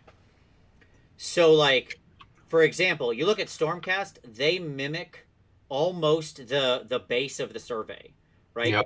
Yep. Now, given Stormcast were like 8% of the survey overall, Yeah. That's not you'd expect them to be representative. right? That's not a dominating percentage, right? But it's there. They were pretty close to almost the exact thing. But that agree column almost in the same place. You look at somebody like IDK, the agree column again, almost in the exact same place. Yeah. But IDK 30% strongly agree. I picked them because they had the highest strongly agree percentage. They really like the place. They are happy with where the game is overall. Ain't no one stopping 26 inches of eel madness, right? And they're in for it. Yep. So, but nonetheless, when you look down, it's not huge variances off of the other numbers, right? Basically, like, their strongly agree stole a lot of their neutrals. Yes. Right? They kind of pushed everybody up a little bit. Yep. Nurgle, I think an army that has classically been kind of a very swingy thing of like Yeah. it seemed like it was doing good, seemed like it was doing bad. I was interested in Nurgle because it had this recent buff to like Blight Kings. Is it too spammy? Whatever, right? It's fine. And Nurgle was like even a little higher as far as agree than the base survey, but a little lower on strongly, right? And then the rest they were kind of in line. So, okay. And then ogres. I was really curious about ogres because it feels like ogres have been getting kicked a lot, right? Right. They kind of got an underwhelming book. They and all this stuff. And what you see here is that they have a very, very low strongly agree percentage. Right. Right. And their neutral picked up all of those. Their neutral picked up all those, right, over the core. But for the most part, they match the agree to the baseline. Right. Right? Yep. And so, like, even ogre players are like, okay, this is all right. And by the way, beasts looked almost identical to ogres. So I picked ogres because I thought it was interesting. Nice. So, there's a lot of different, like, it was fascinating to go through the individual armies and see that, like, almost time and time again, these would just look extremely similar. Yep. Right? And I was just fascinated because I was like, huh. So what that tells me is people's individual armies weren't shifting the majority opinion off of agree. Right. The game is in a good place. Yeah. It was influencing their neutrality versus strongly agree number. Sure. Right? Yeah, in general, those are the variations that we are seeing in these numbers. Yes. And yes, somebody said, wait, BOC was mostly agree for the game being in a good place. Yes, not their army. Again, this is the one about the game overall being in a good place. Right? That's what we're testing here. Yep. This is the analog. This is the subsection of question 10. Okay? Yes. Is the game overall in a good place? Right? Okay. Yep. So, there you go. But now let's get to the interesting stuff. Fair matchups. I only did one slide on the good place because there was so little variance. There wasn't that much hay to make of it, right? Yep. This is where we'll get at the truth of unpacking the individual armies and how people are feeling about how they're doing, right? Yeah. Yep. Okay. Also, I think Vandus Hammerhand's poor little Dracoth is about to get his head chopped off in this picture. Anyways, okay. I have a fair matchup against the majority of armies with my main army. So the orange on all these slides is the baseline. Yep. That's the n equals 1012 answer. Yep. Okay? Yep. And then I have the various armies next to it. So let's start with Seraphon, and on the top right, look at these people right here just talking about how great their life is. 65% in the positive column. Heck yeah, I've got fair matchups, baby. I got Croak. I got slightly more expensive Salamanders. I got Skinks. I got tools for days, baby. Okay? Uh-huh. One of the most positive answers of I have a fair matchup. Okay? Yeah, KO's like, yeah, I'm down. Yeah, this is a really interesting chart. So KO was a fascinating one to me because like they were very neutral. KO still clearly, just like you were hemming and hawing earlier, are not sure about their position overall in the meta, right? Well, I mean, one of the challenges is that like it skews really hard against things that like you can't shoot off their heroes turn one. Sure. You're still better than the baseline though. Right. Right? KO came in above the baseline. Right? You're 3% higher on strongly agree, 5% higher on all these. Whenever I round these, by the way, put a tilde. I'm just not going to say the word tilde every time, but put a tilde in front of it. And you're roughly 10% higher on the neutral. Yeah, the key is that KO is feeling pretty good about where they're at. Yeah, absolutely. One of the things that fascinated me was the Cities of Sigmar answer. Look at that, like, almost no strongly agree down there. Just like, just nope. Very small. But they've eaten, but their agree has eaten that entire percentage from the average. Absolutely. Yeah, and a bunch of, like, and the neutral and the disagree. Right? Yeah. Like, they're chewing all that up. That all dumped into agree. Yeah. Because Cities of Sigmar players have got this wide book. They have a lot of different tools. They have a lot of different, between 7 cities and 47 war scrolls or whatever. They're like, yeah, I can build a list that's a fair matchup. I've got that. Yep. Right? Stephen Powell said it's interesting to see that fair matchup means I'll probably win to the player base. But Well, but that's not the true with Cities of Sigmar. yeah, I Um, don't know that that's true. I'm not sure I would make that leap, right? you may want to move your picture back up to the top again. Oh, am I blocking? Yeah, that's Yeah. right. Okay, yep. Yep. Thank you, Tom. Sorry, everybody. Boop, boop, boop, boop, boop. Let's put me up here. I'm gonna need to be even smaller for this. I'm gonna get real tiny. Be a little tiny square in the corner. There we go. I'm just a little itty bitty baby square in the corner. Okay, so I thought this one was real interesting. We've got more on this though. I wanted to dig deep into this question. I was way in the guts of this one. Okay, Sure. Sure. this one had me interested. Yep. Okay, this is some riddles.com stuff over here. I was into the guts of this thing. Okay, so let's do the next one. I have a fair matchups again. Orange is the baseline. Look at Gloomspite Gits. Look at that. Look at that, like... Womp, womp, womp. Look at that perfect curve. Right? That's why I loved this one. Like, this is a statistical dream come true. You curve it out like that. Right? It's just this perfect little curve over disagree. I was like, oh boy. Oh boy. Yeah. They're not feeling great about their number of fair matchups. Nope. I have about $300 to $400 sitting on my shelf in boxes. Sure. So that one was interesting. I pulled Gits first because it was like the soft entry into the negative people. Okay. Yep. Now let's look at two other ones. Sylvaneth. 0 strongly agree. 0. Nobody answered strongly agree. Not one person. Okay. So, like, that's telling right there. Yep. And then it's 52% on disagree and 34% on strongly disagree. Holy crap. So 80% of Sylvaneth players are like, nah, brother. 85% of Sylvaneth players don't think they have a fair matchup against the majority of armies. Wow. That is telling. And by the way, only 2% of the base was even positive about their chances. The rest are all neutrals. Like, holy crap. We need to fast track another Sylvaneth book. Okay? Yep. I got the fix for it. Tree Man Lord as Woods. Tree Lord as Sylvaneth Wildwood. Done. Yeah, that is a yikes moment when I saw those stats. Like, if I was GW and I saw those stats, I'd be like, ooh, yikes. That is not great. Okay? Yeah. All right. And by the way, these are clearly people who picked this as their main army. So theoretically, you care about Sylvaneth and you know what you're doing. Right? Right. Okay. Beasts of Chaos was also an interesting one because what I liked about Beasts of Chaos was some of the people are like, yeah, I'm in. Let's do this. absolutely like overwhelmingly negative. Again, just like crazy negative. Again, coming in at nearly 85%, not quite, like 82, 83 on the we don't have fair matchups.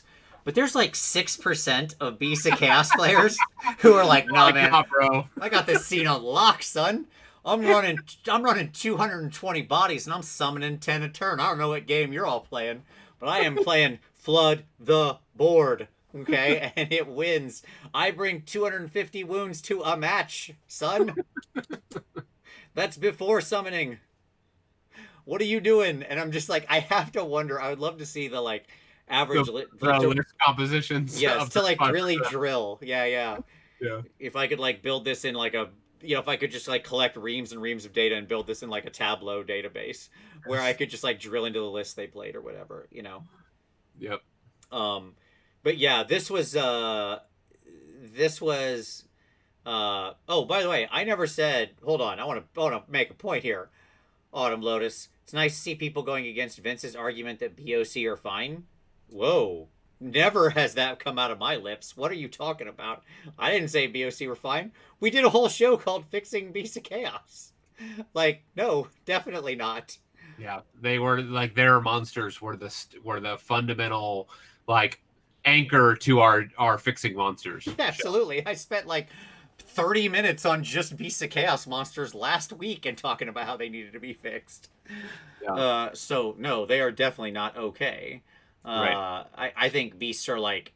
That being said, I think beasts are a very fun, cool army. I don't. That doesn't mean I think they're in an okay place. Anyways, and Yeah, Vince would never paint 240 wounds for an army. no, no. I have a Beast of Chaos army. I Yep. love it. It's a bad army because I do have 4 Gorgons and like a bunch of that crap like that. Because that's the army I want to play. All right, cool beans. Let's go to the next one. What? Anything else you want to say on this one, Tom? Before I go, It's just stunning. isn't it though? It's fantastic. Yeah. Like, it feels so vindicated. Yeah. Yeah. If you're a Sylvaneth player, woof. Sorry, Dan. Continue. Yeah. Somebody get Tyler on the phone quick. We've got to make some changes. Okay. So here I picked 3 interesting ones because I thought they were all kind of like they're sort of like stuff that's in the middle tier, but they had high numbers of respondents, and so thought they'd be interesting. So ogres was fun because it was like a very true, almost perfect bell curve, like almost perfect. Like look how almost perfect that is, right? The strongly agree and strongly disagree are the same exact number, and then you've got 30 and 26% as your agree and strongly and disagree, and then 36 as your neutral. It's a wonderful curve. I was so fascinated by this one because ogre players clearly feel like it. I'm guessing ogre players' answers to this was almost completely meta driven. Like that's just inference, right? Yeah, like they're just very ambivalent. They're like, I mean, maybe depends on matchup. Sure. Because it really swings both ways. Yeah. Okay. The Skaven were a fun one because Skaven had no strongly disagree. How about that? That was kind of cool. Thought that was neat. And Skaven overall, yeah, positive place. Much higher than the baseline. Skaven are still feeling good about their life, right? Like 15 points above baseline on agree, 14 points above baseline on strongly agree. So, there you go. Oh, that's an interesting take by the way on the ogres. Ghost Mutton, who said those answers might be divided between Beast Claw and Gutbusters. That's a great take, Ghost Mutton. Yeah. Yep. I think that's a fascinating take. You might be onto something there. If only we had more data. Sure. Can always dig. Okay. And then, that's an interesting question. So Dan said, what type of curve should GW aim for in army creation? I mean, I think you want to tilt toward agree, right? You want, so let's go back to, this one. You want a reverse Gits curve. Yeah. Yep. Right? Yep. Like, you want that exact curve in the top right, but reversed and centered on agree. Yep. Yeah. Gits are indicative of there's problems there. There's real problems. Just like Skaven, or not just like Sylvaneth.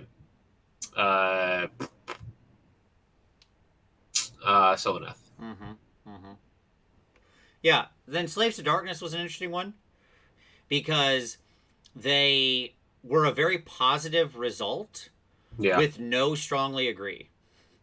So, like, no one's in the I've got this on lock camp. Right. Like, there are 6% more, or 6% of Beast players are sure they've got it, and that army's in the like, way underwater, right? Right. Slaves players are mostly positive, but no one's sure they've got this completely on lock.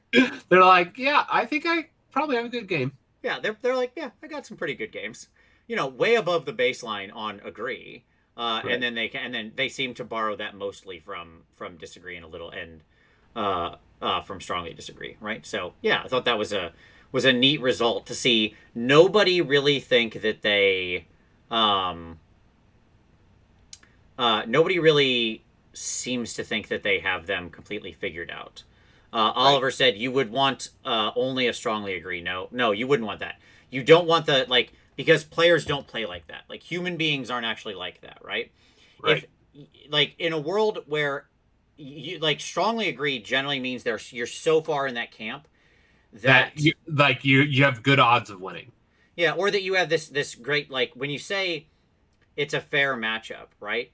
You Right. actually want there to be some bad matchups. For you to enter into strongly agree, you're gonna read majority as like everybody, right? Yes. Like no matter who shows up, I'm good. That's when you tilt Right. all the way over into strongly. And what that means is that you don't have bad matchups. Right. Exactly. And what you'd actually want is there to be some bad matchups. Right. Right. Like You're in also the going to type of always matchup. curve out because people run different lists and Right. play different games. And Right. there's always going to be some optimal slash suboptimal list construction. Like, no matter how much your internal balance is on point, you can run suboptimal lists. Like, the Lumineth book, I think, for like a mean. The Lumineth book, as far as internal balance amongst the base units, is quite strong. One of the strongest they've made. Like, the 4 core units are all incredibly well balanced against each other. Okay? You can still build a garbage army out of them. Sure. Right? You can be like, Dawn Riders are the sweetest thing and take 0 of anything else and just have all You shut your dirty mouth. all Dawn Riders, and it's not going to work out well for you. You shut your dirty mouth. They are eels 2.0. Yeah, so there you go. And bad matchups, I mean bad, not terrible, right? Because a bad matchup just means you're on the back foot to some degree. Good Right. games have some matches where what we'll call soft rock scissors paper, not really the discussion. You don't want a hard rock scissors paper when you show up it's like 90-10 it goes to the opponent, right? You want Right. soft rock scissors paper, like you're on the back foot, it's like 60-40 in their favor. That's Right. actually a good meta when that number kind of bounces based on your army. So there you go. Cool. Okay, so that is the fair matchup one, which I thought was pretty cool. I have more. Jeez, I really did dig into this question. Oh yeah, you did. Yeah, I did. I was in this one. Okay, so let's cover 3 more. There's your boys up in the top right, Tom. Look at Fire Slayers. Look at these guys. Okay? It's the beards. I think Fire Slayers are answering disagree because they don't think it's fair for their opponent. I don't no.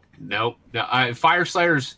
No, Fire Slayers have bad matchups, and it's because they have bad mobility. I understand. Like- I'm just messing like, with you, Tom. they have It's the funny to make worst- fun of Fire Slayers.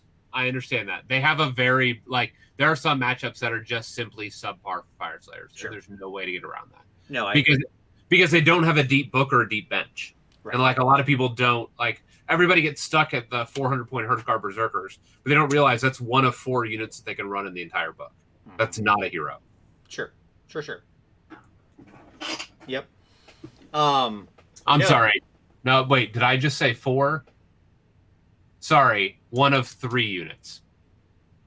The Auric Shooty guys, the Volkites, and the Hearthguards. Yeah. Those are the only non-heroes in the whole book. Yeah, there you go. Yeah. It's not, well, as I said, there it is. And that's probably as it'll be forever. Right. So, I sorry. mean, those man babies aren't getting new models. Yeah. So, oops. Yeah.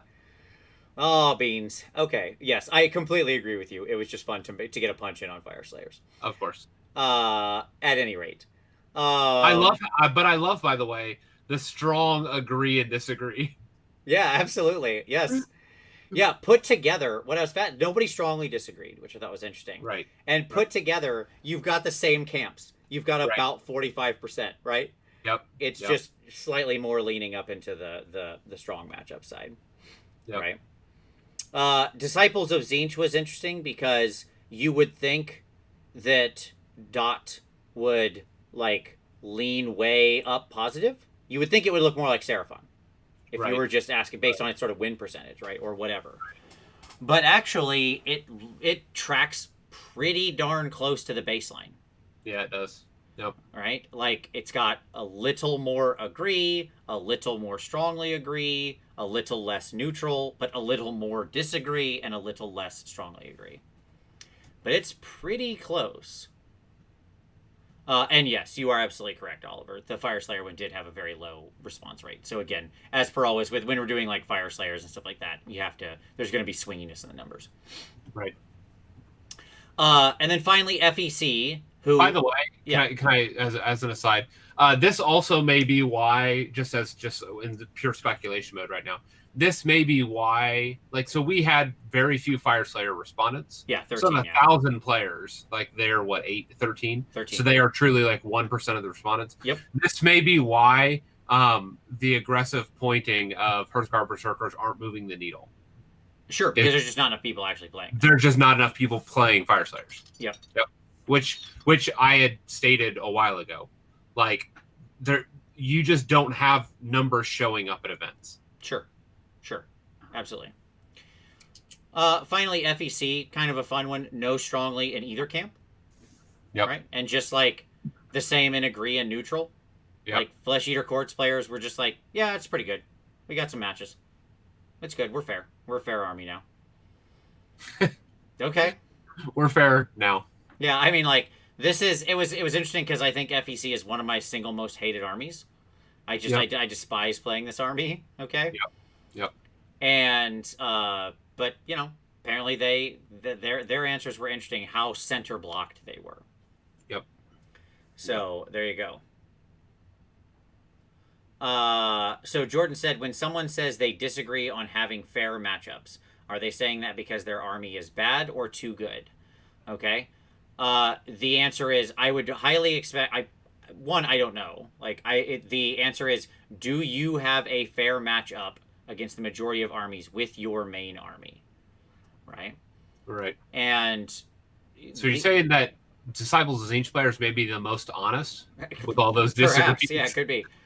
I think for the most part, people will read that because it's human nature not to say, I kick the teeth out of everybody. Right. It's human nature for people to say that they feel like they're fair. They have a fair chance to win or lose themselves because that's what's under their control. Right. Not that they're, kicking fluffy bunnies around. And so hence I'll answer disagree.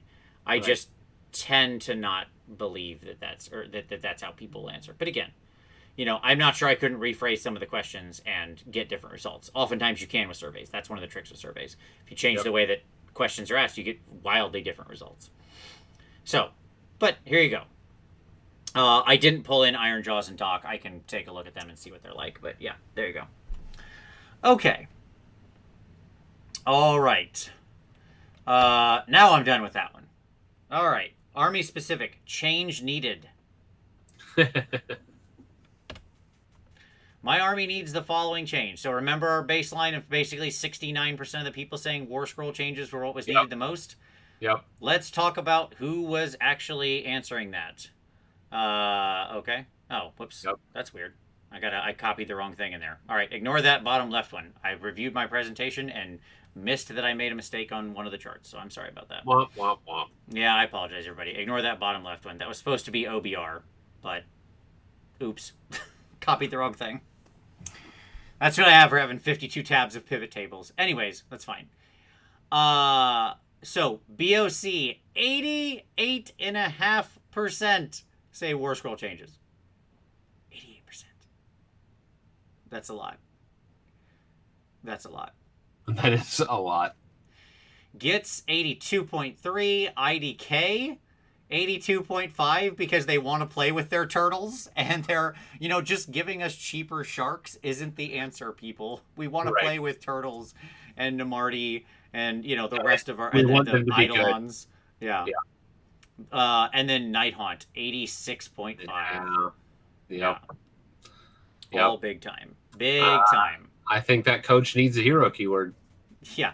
Like, when you look at, you could map this to just be where should I pay the most attention? You could run a question like this with the main army answer. Yep. Segment it out and say, this is what we need to focus on for the next go-round. Yep. Right?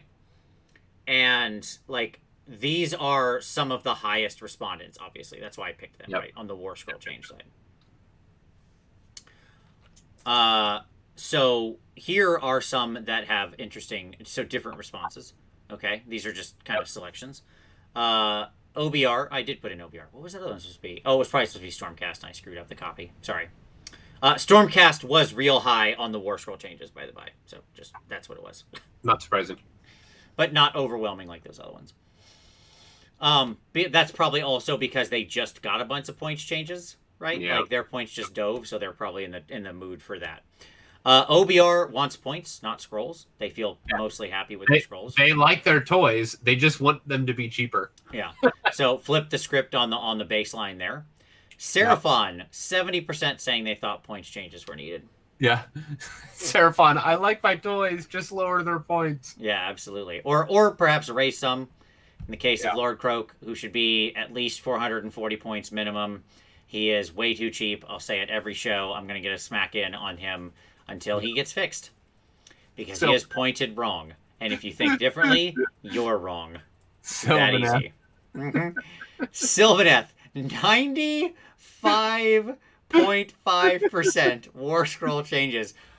Folks, Sylvaneth is rotten. The roots are rotten. The tree is dying. It's got to get changed. And that was not like a low number of players either, right? No, they had a pretty high number of respondents. Yeah, absolutely. Yeah, were they over 50? I think they were right about at the 50 mark. Yeah. 47 sounds right off the top of my head. Yep. Oof. And yes, I do agree with that, Oliver, that the armies that are in sort of the best place overall, you would expect them to equilibrate.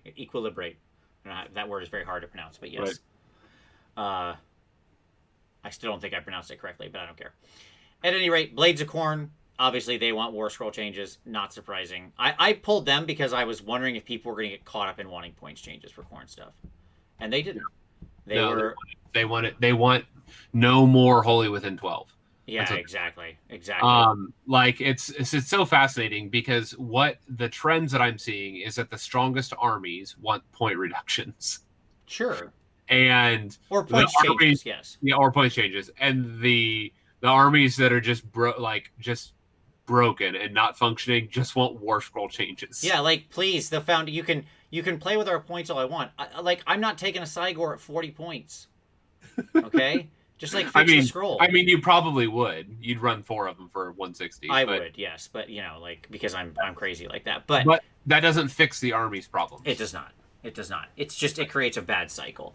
And then finally, Disciples of Tzeentch hitting that perfect 50-50 match. Yep. Nailed it, right? Yep. So I think post changes Disciples isn't an interesting place, so I found that fascinating. No, that's DOT, Disciples of Tzeentch. Sorry, I know the little words are small down there at the bottom. But yeah. Okay. All right. Nurgle was basically close to baseline. The stuff I pulled here was stuff that I thought had interesting deviations. Or outliers. Baseline, or that I had an interesting thing to talk about. All right. Army specific shooting. So this is kind of a short one, but it's interesting. I feel as there is the correct amount of shooting in the game. So KO was like, I agree. Yeah, they're right. Yeah, so I wanted to sort of baseline this because I thought this one would be fascinating. Sure, and Gordon's like, disagree. Hard disagree. Right. And so I thought this one would be interesting to compare the baseline to the other armies that don't have a lot of shooting. Sure. And what's interesting is you look at the baseline, and what's fascinating about it is clearly the baseline is being constructed from a lot of people who don't have shooting armies, right? Sure. So it's hard to deviate that far off the mark. Right. You get what I mean? If you have a lot of shooting. Mm-hmm. Yeah, KO are all in for this. They're 55%, we agree, to neutral, right? If you go... first of all, they've got no strongly disagree, so no one thinks that's incorrect. And then, yes, there's a lot of agreement in KO. Whereas ogres, who, have basically no shooting to speak of. I mean, look, Doom and Darkness, who did run Junk Mob this last weekend aside, and more power to him. That's right. It was fascinating to me to see that they were mostly in the neutral camp, neutral to agree. They were fine with it. I feel like they that was an interesting response because ogres have a little bit of shooting. They can throw some snowballs. Right, but they don't hate the world they're in. Right. Yeah, in general, I think they're a lot of their builds are tough enough to withstand a lot of shooting. They move really fast. They can get into people and break up shooting units, right? tie them up. They have ambushing cats that can go attack things. So like it was interesting to me to see that response. And then slaves, an army that classically has basically no shooting at all, right, to speak of. Grouped right around the neutral. Yep. Right. Trending slightly negative. So, yeah, kind of a cool one. And yes, like slaves obviously have, as many people have mentioned it, I'll mention it too. Yes, they do have the pitch black rule. Not that it will protect them from Lumineth shooting, but sure. Sure. They do have it. Okay. I didn't deep dive into this one too deep by armies because I just kind of looked at this one a little lighter. Yeah, I'd be interested to see where Khorne lands. But GHB points. I am happy with the points changes in GHB 2020 and the supporting PDFs. Look at Slanesh. Just no strongly agree. We're all pissed off about this. Okay? Well, you like pain, right? Indeed. So, I mean, and it's sort of fascinating to me here, that spread, right? Yeah. Yes. 36% strongly disagree with the points changes in the GHB. And I think that's because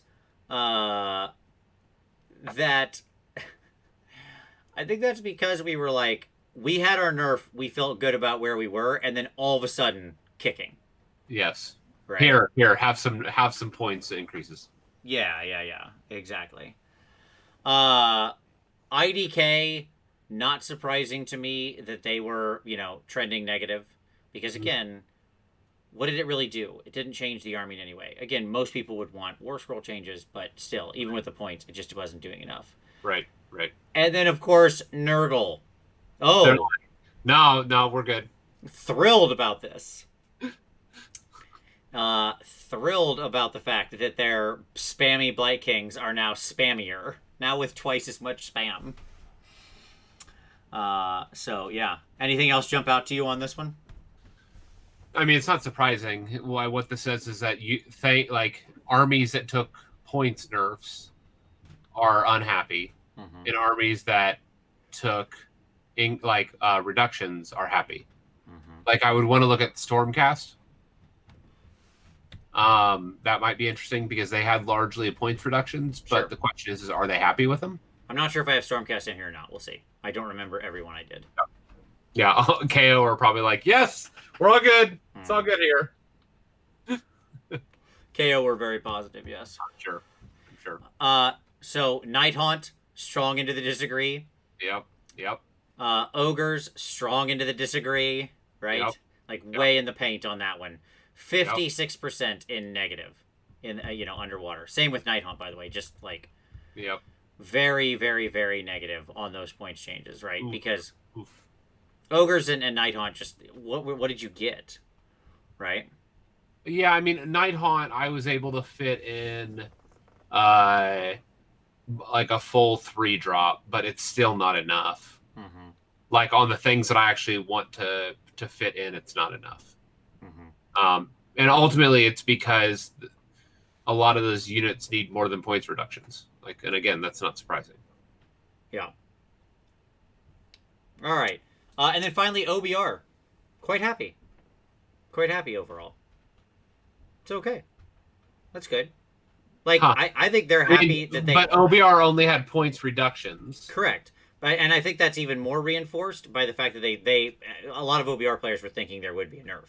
Right. Yep. And yeah, so this one was the OBR was a fascinating one. That's it. That's the end. That's what I got. Nice. There you go. Put that away. So, what are the takeaways for GW?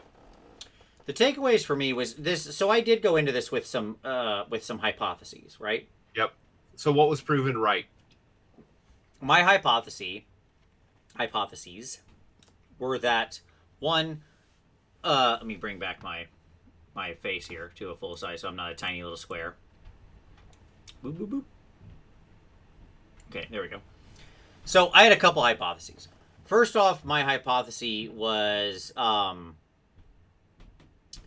the uh, was that people on the whole do care about balance, that it matters, right, to the majority of the folks involved. Yeah. And I think that was proven true. It's something that we've actually had quite a bit of disagreement about over the years, right, as to how much people care about balance. And what this tells me is that most people care about balance. It's not their primary thing. The majority of people, it's clearly not the most thing, that the thing they care about most, right? Right. And I'm going to do more surveys over the course of the year. By the way, I'm trying not to like just put these back to back to back to back to back, but to build them out. Tyler and I got together and built like a question bank of things that I want to eventually survey on. So I will do more of these. But ultimately, we could suss out what they care about more in a future survey, right? Like the following thing is the most important to me, right? And we could like put balance against other things, right? And so we could test for how much they care, but like in general, when not put in false mutual exclusivity, people care. So that was hypothesis number 1. I think it was proved true, right? 2, my hypothesis was that warscroll changes are absolutely, completely, and 100% needed if we're going to do this. Yes. Yeah. And so Oliver, I did address that earlier, that like because he said most people that watch an AoS show care about balance. So 2 things I'll say about that. Sure, they clearly care some because they're tuning into a show, but my Twitter followers are like, a big portion of who did it, and most of my Twitter is dedicated to just like miniature art, stuff like that. So the AoS players who follow me for that, or whatever, right, or who follow me because of the show, or whatever the case may be. And there's plenty of people in this show who I know are much more who in the audience, so I can see their names showing down, and I know them personally, who are narrative players or who are whatever. That doesn't mean they don't care about balance. Right. I'm willing to bet if I blew that up to I think that's one that would hold. Like, I think at that end result of 1,000 people, you can actually carry that out to the wider audience, and it would remain mostly true. Like, you might see the number move slightly, but it'd be in the right area. Like how people self-identify? Yeah, sure. And how that moves the needle. Yes. Absolutely. Clearly, making more Stormcast is a winning principle, right? You got people on the Stormcast. A lot of people still picking Stormcast as their main army. Still think it's the army for them. And there's a lot of call for stuff that they want in there. But there's some war scrolls for them that need change. Clearly. Yes. Like the we want our war scrolls changed thing is the loudest, most resonant thing to me about this. Yep. Right. And my third supposition, my third hypothesis was that for the most part, the game is in a good place overall. Mm-hmm. And I think that was largely confirmed. Right? Yeah. Because I think for the most part, people answered quite positively on that. Agreed. With only about 15% being in the negative. So that was sort of my takeaways. And I didn't really have hypotheses about the individual armies because it's hard to say. And again, we have a much lower N when you segment it down to the individual armies, right? So what does the data show are the crisis armies right now? Sylvaneth, definitely. I mean, they came out of this. There is a screaming forest. It's on fire. Okay? It's a problem. In every category, people are not happy. Overwhelmingly wanting war scroll changes. Not happy with the points. Not happy with this. Not happy with that. Don't have fair matchups, right? Sylvaneth were one of the lowest scoring armies overall. And again, they're right in the middle. Like, there was 47 respondents or something that chose Sylvaneth. That sounds about right. Yep. So, like, you've got a good group of people giving an answer there. Yeah. Yep. Yeah. Sylvaneth, definitely. I would say Nighthaunt are up there. Beast of Chaos are up there. And Gits are up there. Yep. Gloomspite. Yep. Absolutely. So, and none of that is really surprising. But it's worth reiterating where the need is. Yeah, absolutely. What it said and what you saw in the results is how far they were off the baseline on things like the fundamentals of the army are broken. Yeah. Right? You're not going to fix this with points. Stop trying. Yeah. Right? Or well, you can't reduce the points enough. Right. You can't point your way out of the hole that they're in. Yes. Yep. Right. And so, there were lots of interesting results like that. So I thought it was cool. It was a neat set of results. I completely agree that Night Haunt are still fun to play. Yeah, you played Night Haunt in a tournament with me last year. Yeah. Sure. Yeah. I agree with that. That doesn't mean that they aren't like that they are competitive. It just means that they're fun to play. Right. Yep. And I mean, I think that's when you're talking about a balance survey. Ultimately, you are going to be driving towards some kind of competitiveness, right? Because go back to the aesthetic survey. Night Haunt were the top scoring army, right? In aesthetics. Right. People loved Night Haunt. Love those ghosty boys. Yeah, love the ghosts. Top rated aesthetics. They crushed it. Crushed it. Right? Yeah. If they ever got like a slightly OP book, it would just be ghosts everywhere. Everywhere. Yeah. Because everybody already clearly has a huge love of the army.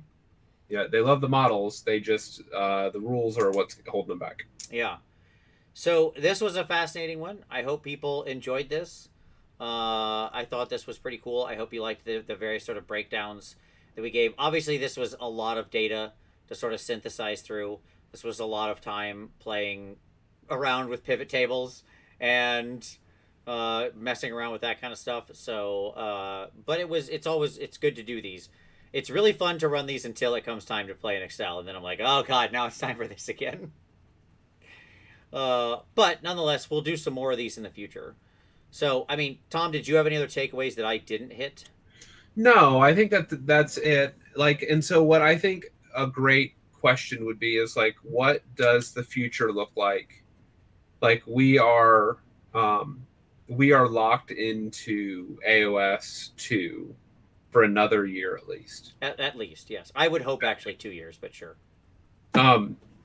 I think we'll get AoS 3 next summer. I know lots of people think that. I hope we don't. Who knows? And maybe we don't. But if we do get AoS 3 next summer, what a great time to pivot on how they are doing rollouts. Right. Yep. Absolutely. I think to me, when I look at the future of like what they need to be doing, yeah, it's 1, rely less on points going all over the place. 2, just pull the Band-Aid off and start making warscroll changes. Okay? And update the app. Yep. Like, just do that. It's the right answer. Yep. Right? And 3, stop putting points in books at all. Like, not you print them in the book. I don't care about that. Stop putting points, your updates for points, into something like the General's Handbook. That's just wrong. Right. Like, we already pulled it out to like a staple bound GHB. Just you already do, again, 50% of your points adjustments don't get published in a book. Right. They're just a yearly points update you put out in PDFs. Right. Just do that. Because the lead time on publishing the books of adding an extra 6 months is insane. They're doing the points for the GHB 2 months or a month and a half after they're doing the points for the fall update. Right. It's nonsensical. That's madness. Right. Like, and it's not representative. Because what ends up being published isn't actually representative of the meta that we're in. Right. So, yes, I mean, I think the right answer is PDF points twice a year. Yep, exactly. And I will buy the GHB if you put good stuff in it. I never bought it for the points anyways. Right. That's not why I'm purchasing the book. I'm purchasing it for the scenarios, and this time for like Anvil of Apotheosis and lots of cool stuff you put in there. Yep. I don't need a separate second book. Save yourself the expense of that. I'll pay the same amount for the GHB, and then you can not have to print a second little book. Money-making proposition for you. We all will. Right. Because we want the new scenarios. We want the other cool stuff you're baking in there. So there you go. Yep. Agreed. Easy enough. All right, cool. Well, very good. Well, thank you, everybody, very much for watching. Hope you enjoyed this one. This was a fun show. And we'll do more surveys like this on different topics over the course of the year. I thought it might be a fun one on to get to break into like some individual stuff, to start doing some real hard comparative things out, like making people choose over A, B, or C, so we can really get a temperature check on the community. You know, like I mentioned, does your pick only one that is the thing you consider as the most important to collecting an army? Balanced army, this, that, the other thing, right? That kind of stuff. Yeah. So we will play around with all of that. We'll have more insights, at least until GW starts running big surveys like this and gets a SurveyMonkey account. So I can link somebody to the website if they need it. But I would love to, joking aside, I would love to see them start running surveys like this and really getting the pulse of the broader community, because they could have N, like when they're surveying, they could get an N of 50,000 or something like that, or however many people there are in the world playing AOS would answer. Like truly representative. Yeah, this just they could get huge surveys. So there you go. So thank you everybody. Yes, do indeed smash said like button. So thank you, Josh, who mentioned that. Just move your mouse from there to there. It's like 2 inches. Click on that like button. It's so simple. It's so easy, and it makes everybody's day. It makes Tom happy. And look how sad Tom is. Don't you want to make Tom happy?